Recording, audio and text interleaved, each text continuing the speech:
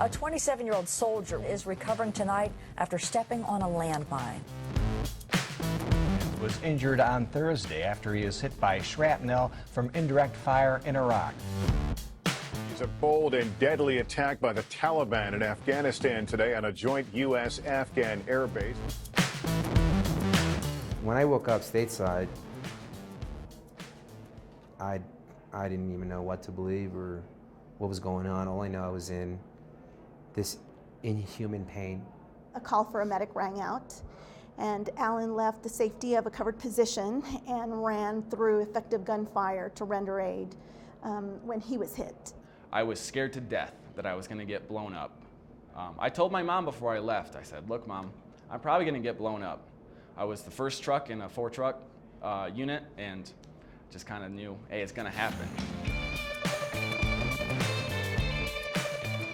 My name is Sergeant Christian Cedino. I belong to U.S. Army 3rd Infantry Division. I was injured July 18, 2012 in Kandahar, Afghanistan.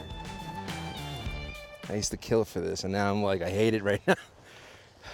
It's kind of like walking in sand. It's a little bit of a bitch. When the opportunity came for me to start to go snowboarding on a winter event, I was thrilled, I was excited, but when realization kicked in and that I am an amputee, that it's no longer the same as it's been for the last 20 years, I became angry.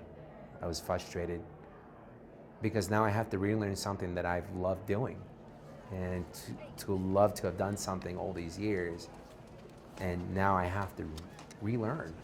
And on top of that, not knowing am I even going to be able to do it with my extended injuries. It's a realization that I don't want to accept.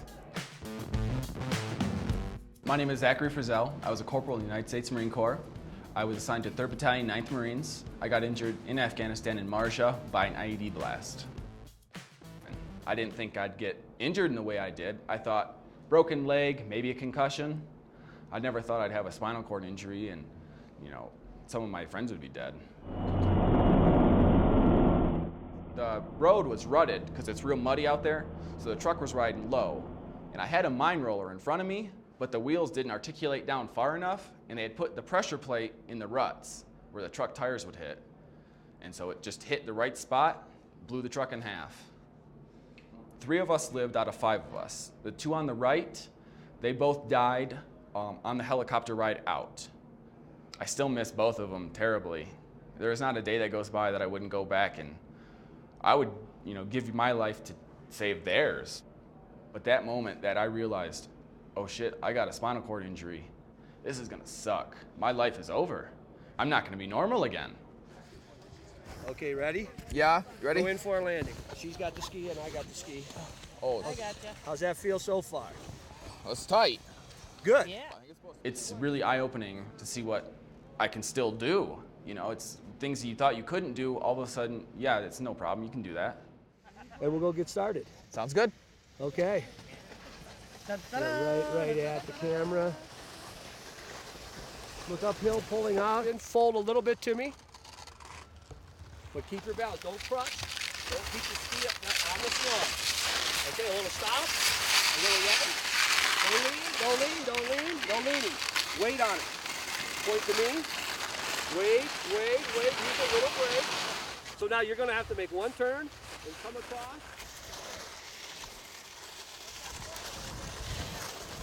Ah.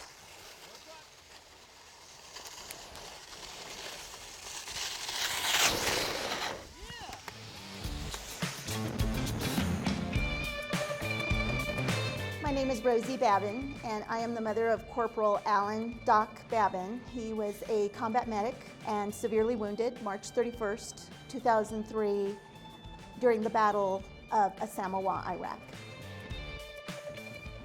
When someone needs your help, you're there to help.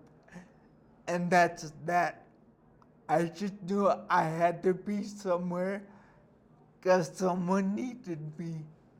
It was a gunshot wound to the abdomen by an AK-47. However, Alan lost 90% of his stomach and his spleen, part of his pancreas. It grazed his liver and his diaphragm. Alan's wounds from the battlefield were very severe. But when he got to Walter Reed, he started to improve a little bit. But the weekend of May 10th, Alan contracted meningitis and suffered a stroke. And so then for about 2 years, Alan existed, but didn't communicate much. So we're going this way. We're going to look this way. We really don't even care. We're snowboarders. We're kind of chillax, right? Yeah. We're not skiers. We don't wear tight pants Fuck and worry no. about our pinky tail. Fuck no. So we're looking where we're going. Feel confident. We don't care what our feet are doing.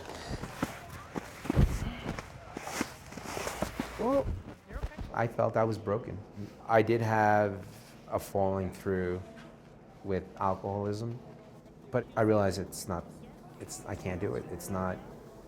There's no excuse for it. I can only cry so much. I can only, woe is me, lock myself in a room until I realize I can't do this. I have to keep going.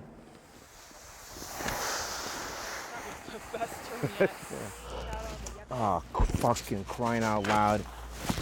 My leg just popped off. Yeah. The knee has several gyroscopes and microprocessors to constantly think. I can go from a slow crawl to a full sprint. I can go up the stairs, down the stairs, down the hill. It knows the angles. I'm still learning how to use it. And there's just so many features behind it. It brought back a sense of normality to me. What can I do? Keep it from falling. It was 4.5 months of agonizing internal battles, and they're helping me fight it, and I wasn't alone. My very first or second day, I was terrified. She popped me on that walker, put that belt on me, and literally just kicked me. Go. You're gonna walk with one leg. You're gonna hop. I want you to remember what's it like to be tall again. And it was, and I wanted to quit. What do you remember from the other day? Everybody downhill has a right of way. Success to me for this whole event would just be coming away, learning something new, being able to do something that I couldn't a week ago. I skied a lot smoother, a lot more connected, quicker, didn't fall nearly as much. I've gained confidence from this week. Before I may have been a little apprehensive about trying new things, being, in a wheelchair and whatnot, thinking, I might not be able to do that, so why try and realize I can't. But now I'm ready to go try new things and figure out that I can do it. 1, 2, 3. And Ellen, you promised to be later this year too, I hear? Yeah, all 145 pounds now. It was life-changing. We arrived not prepared for the emotions that we were going to experience watching not just Alan ski, but blind skiers on the side of the mountain and amputees skiing side by side with Alan Sr. I was kind of nervous about coming here for the first time. At the end of the week, I was feeling so much better about who I was. Alan, you made us all look good. It was great. Awesome. Wait! It was a pleasure again, huh, dude? Yeah, John. All righty. Saturday morning, before we got ready to leave, I asked him what his favorite part of the clinic had been, fully expecting him to choose an activity. And he said, I felt normal. And for a mother, with his level of injuries and the impact that it had on our lives, it was huge, because for Alan to suddenly feel normal, I was going to do whatever it took to get him involved in these type of things.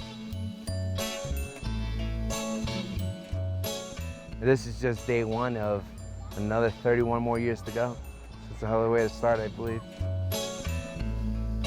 It was almost freeing to be able to go quick again and kind of do my own thing, and it's like just going back to the old days. These are the cards I was dealt, so I'm gonna play my hand. I don't think any of us anticipated the level of injuries that some of these men and women were going to be coming home with, and the impact that it would have on the rest of our lives, because for us the war continues on a daily basis.